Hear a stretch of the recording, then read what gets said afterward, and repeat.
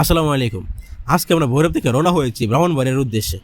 কারণ আজকের মিশন একটাই, ব্রাহ্মণবাড়িয়ার একটি বিখ্যাত বিরিয়ানির স্বাদ নেওয়া এবং আপনাদের জন্য সৎ একটা রিভিউ তুলে ধরা। অনেকেই এই বিরিয়ানির নাম শুনেছেন, অনেকে খেয়েছেনও, কিন্তু আসলে কি এটা এত সুস্বাদু? এত দূর থেকে শুধু এই বিরিয়ানি খেতে আসাটা কি সার্থক হবে? চলুন আজকের পুরো যাত্রা আর বিরিয়ানির স্বাদ একসাথে উপভোগ করি। যেখানে হচ্ছে একটা ফুল প্লেট একটা বিরিয়ানি নিয়েছি, যেটার প্রাইস হচ্ছে আপনার 220 টাকা। মানে আপনি গরুর মাংসের বিরিয়ানি দেন, মাংসের পিস দেন, মানে একবারে ফুল।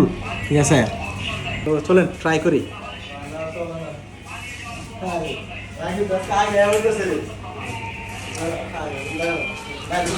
নেওয়া খাবো বিরিয়ানি কিন্তু কোনো কালার নাই, একবারে সাদা সিধা একবারে বিরিয়ানি। মশলার পরিমাণ খুবই কম। ঠিক আছে, আর টেস্ট যদি বলি, আপনার টেস্ট একবারে অনেক ভালো একটা টেস্ট।